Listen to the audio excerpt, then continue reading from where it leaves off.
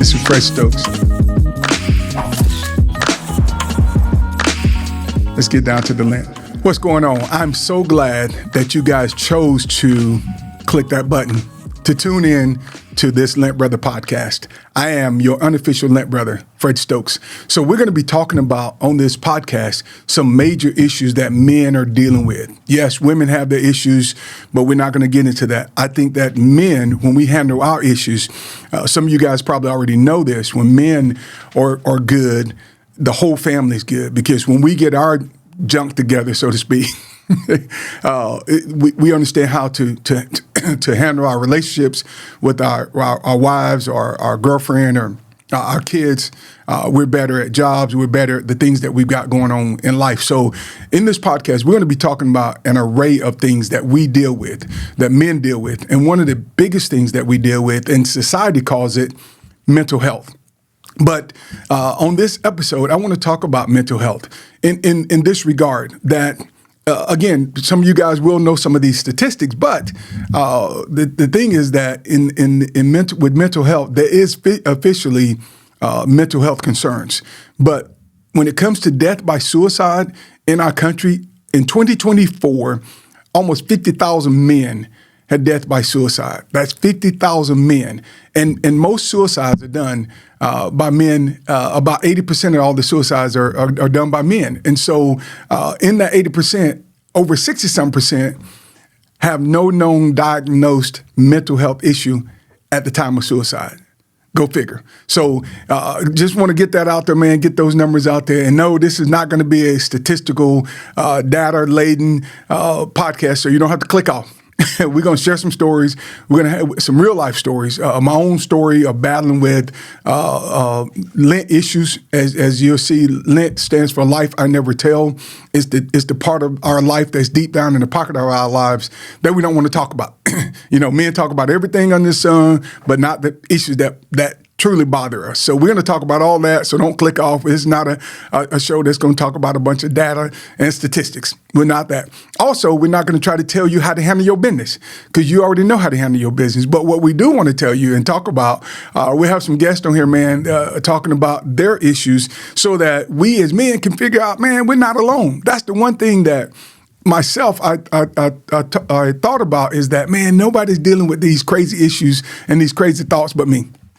It's like my backstory. So I'll just start with that. My backstory is, I played 10 years in the NFL. I played with the Rams, Washington, and the New Orleans Saints. I played defensive end for 10 years, played in the Super Bowl. Look it up. I was there. I got the baseball cap, the shirt, and the Super Bowl ring to prove it. Matter of fact, I've got an award today on the set. So I don't know why my guys didn't tell me to put it on, but I have it. There it is right there. Boom, Super Bowl ring. So let you know I was at the event. I got it. But even that, man, even this Super Bowl ring, even the money that came with it, wasn't enough to keep me in line. And when I say in line, man, I'm talking about emotionally in line, because I had a lot of stuff going on. And some people think if I have the money, I've got the success, I've got the title, I've got the corner office, I've got a great position, I've got a great family, I got the house, the picket fence, and 2 dogs or a cat or whatever. My life is good. That's not the case, man. It may be, it can cover it up, but you're still going to have some lint issues. You're still going to have some stuff deep down in the pocket of your life that bothers you, that you got to get rid of. It's like if I could show you, I'd stand up and go, pull my pockets out and show you that there's lint in the bottom of my pocket. It's there all the time. It's there. And so anyway, the stuff that we're going to talk about and discuss is those lint issues, that life I never tell. And again, not trying to call anybody out, not trying to accuse you of anything, but if over 50,000 men have death by suicide in 2024, what is this? And 80% of those, or 60-something% of those men had no known mental health issues. What about you? What about you? What do you struggle with? What keeps you up at night? What keeps you preoccupied during the day? That's the thing. That's the thing that we're talking about. The lint issue is the thing that either keeps you up at night or keeps you preoccupied during the day. Those are the things. And it could be anything. It could be thinking about your next job, thinking about having a kid, thinking about not having a kid, thinking about whatever it is that keeps you looking up at that ceiling at night, man, or keeps your mind preoccupied during the day. And so, again, That's the stuff we're going to talk about. Those are things we're going to get in with the nitty gritty. We're going to have some guests, like I said, and we're going to be able to chime back and forth. And you'll be able to leave some comments in the comment section. Even some things that you may say, hey, man, what about you guys talking about this, Fred? Or what about this issue? Because we're not going to be able to get down to every minute issue that men face, but we're just talking about the Lint issues, the life I never tell. And so that said, let me jump off with this. As I said before, I've spent 10 years in the NFL, playing defensive end for Washington, the Rams, and the New Orleans Saints. I'm married, been married for 36 years now. Just had a celebration anniversary with my wife, been married for 36 years. And I can say wonderful years, and they have been wonderful, but but there were some times, man, I thought about getting in my truck, telling my wife I was going to the store, and never come back. And not come back. Now, some of you guys go, oh, man, that sounds crazy. Nah, it's for real. I shared it with my 3 boys. I said to the point where I'm like, it's stressful. There's anxiety and sometimes depression, but life is real. So I thought about getting in my truck through these 36 years at certain times here and there, like, man, I'm not coming back. I don't want to deal with this. There's other times back when I talked to my sons about, man, I thought about just being done with it all. I mean, when I say done, I'm talking about done with this whole game called life. Just done with the game. Matter of fact, there was a guy in the NFL, you can look this one up too, in the middle of the game. There's a lot of guys retired, but in the middle of the game at halftime, the guy just took his shoulder pads off and said, I'm done. I'm done. That's what happens in life. There are guys that take their proverbial shoulder pads off in life and say, I'm done. The money, the house, the picket fence, the great wife, the great life, I'm done. So to get back to my story, man, so 10 years in NFL, married, like I said, just celebrated 36 years, 3 boys, 3 grandkids. And so here I am sitting here, and you may be saying, well, Fred, why should I listen to you? Why should I even stay and not click this button to turn off? And here's why I say this, because just check your own thoughts. Check your own life, check your own situation, and see if some of this stuff hits. And so here I am, have won a Super Bowl with Washington. I'm about 5 or 6 years in the league. I signed a big-time contract with the LA Rams. I had one of the best years of my career the first year I got back there. So it was justifiable to me that they paid me all this big money, and it paid off. So I was excited about that. And the very next year, man, during training camp, I ran into some things that I was battling with, my internal, some people call it internal demons. I just call it Lint issues. Life I never tell. I was dealing with some Lint issues, and it was down in the bottom of my pocket of my life, and I couldn't tell anybody. And so I'm in LA doing my thing, and we get to training camp. The team goes to play the Green Bay Packers during that preseason. I'm hurt, so I'm injured, but I've proven myself. So hey, I don't have to go and try to make the team. I stay back in LA and just fell off that cliff, man, again. And here I am driving home from treatment, and I'm thinking, I'm hearing in my brain, you're an idiot. Like you're an idiot. Like you have all this stuff. You have your wife. You have this money. Yeah, I mean, tons of money in the bank. Just signed a brand new contract, and you've done this. Let's be honest, this stupid stuff again, right? And that's what I was hearing. And then I heard the voice say, "Your wife's gonna find out, and she's gonna go back to Georgia, where we're from, and she's gonna tell everybody, hey, Fred is not who he says he is. He's a hypocrite. He's a hypocrite." And that thought just kept ringing in my mind, man, like I didn't want anybody to know, like the true me, that part that was down in the pocket of my life. And then I began to hear these voices kind of spinning in my head, or this voice spinning in my head saying, why don't you commit suicide? I know that's a tough word, man. Some people don't even like, it's like people planning for death. You know, you don't want to plan for your death. You know what I'm saying? You think you're going to live forever, but you're not. You know what I'm saying? You're not. And so people don't like to talk about suicide, but it's real. And so here I am getting ready to commit suicide, ready to drive my brand new Jeep into a pole. I knew where I was going to do it, driving down the highway about 85 miles an hour, got my left foot, hanging out the window, and 285 pounds, can bench press over 500 pounds. And here I am crying and getting ready to commit suicide. And I had nobody to call, or at least I didn't think I had anybody to call because everybody looked like they were doing well. All my teammates, they doing well. Everybody that was surrounding me, my inner circle, they were doing well. But here I am, man, getting ready to commit suicide.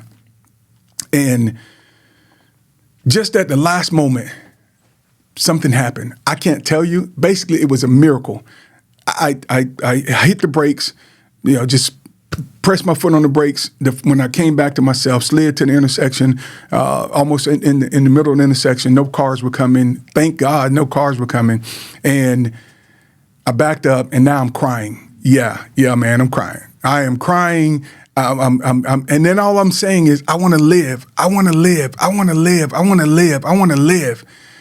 And I don't care about my wife leaving me. I don't care about the money. I don't care about my two boys, Lance and Landon, Then everything became real to me because it was like, I just want to live. So anyway, that happened. I drove home, and the next day I shared it with my wife. I just told her, hey, I don't know my dad very well. I know his name. We don't have a relationship, the whole 9 yards. And I messed up again. And my wife, rather than hitting me or screaming and crying like she did before, she's just sitting there staring at me. And to be honest with you, I thought she had the gun and she was going to kill me. But as I'm talking, she's not saying a word, and I'm just sharing with her. But I'm thinking in my mind, like, she's too quiet. Like something's going to happen. Like, she's going to let me tell my story, and then she's just going to be like, okay, you're an idiot. You know what I'm saying? So I'm sitting there, and when I finished, my wife did something that blew my mind. Absolutely blew my mind. She said, reached her hand out to touch my shoulder, and she said, can I pray for you? And dude, guys, I lost it. I literally lost it. I'm crying because she did not know that hours, the day before, because this was the day after that, the day before I was getting ready to commit suicide. She prayed for me. She got up and she left. And I'm sitting there thinking, what in the world just happened? Like, what happened? Because that didn't play out in my mind. The mind is a powerful tool, guys. They talk about 60 to 70,000 thoughts go through our mind every day. How do they quantify that? I don't know. But you can imagine all the thoughts that go through your mind, both good and bad.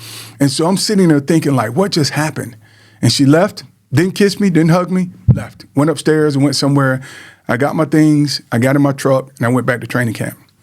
Now, here's the kicker part. A year later, we became the St. Louis Rams. And December the 22nd, months and months and months after this encounter of almost driving my truck into a pole and committing suicide, my third son, Luke Frazier Stokes, was born. What if, just what if, I would have committed suicide? What if I'd have ended it all? My son wouldn't be here.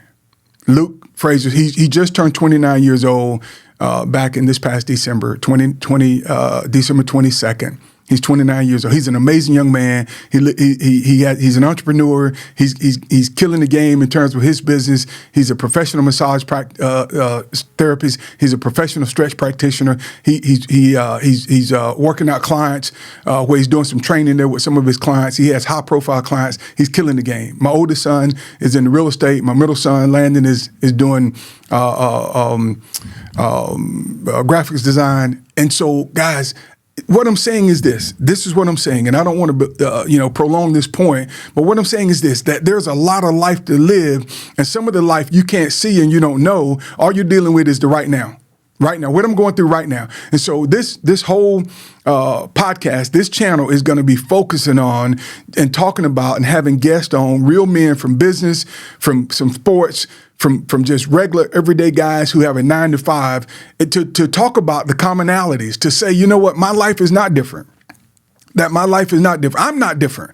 I'm the same. And we also have just a shameless plug. We have a Facebook deal that we do, Friday with Fred. So if you haven't seen that, jump on. We do that every Friday with Fred. And you probably have to go back of several series. But we talked about one of the things what makes me different. The really, truly only thing that makes me different is my DNA. Yes, your environment, your community, your friends, your family, the choices you make, all of those things, kind of can contribute to how you get from one place to another in your life. But the deal is the only thing that really makes you different is your DNA. So those are the things we're going to be talking about. The things that we can obviously see that we're different in, but the things that brings us together, and that's being a man and having to deal with man issues, lint issues in our pocket. So guys, that said, I just want to kind of get on this first episode, click on it, and just say, hey, this is Fred Stokes, your unofficial Lint Brother, and we're going to be getting down to the lint, man, and talking about things that maybe some people don't want to talk about, maybe some guys don't want to admit, maybe guys don't even know about, but we're going to talk about those issues. And like I said, put some comments in, but put your comments in. I want to hear your thoughts. Let us know what not necessarily what you're dealing with, but just some things that you may say, hey, what about this? Has anybody out there ever thought about this? And that way we can really make some progress, man, and see, can we bring that number down? Like I said earlier when I started this, I'm saying there were 50,000 men, maybe more, because people don't like to talk about suicide. So I'm probably sure that's the official statistical numbers is over 50,000 men, but there's a lot more. There's a lot more men that have given up in 2024. And I'm just saying, guys, if I can be a part of the solution to this channel, you coming on and saying, hey, man, let's get down to the lint. Talk about the life I never tell. Guys, again, this is Fred Stokes, your unofficial Lint Brother. We're going to have a great time. Keep tuning in. Thank you for tuning in today. And as they say, man, I know they talk about click that like button, subscribe, and all those things. If you like it, you're going to click like anyway. You're going to subscribe anyway. So I don't even want to tell you to click like and subscribe and all that good stuff. Just do it anyway. God bless you guys. We'll see you next time.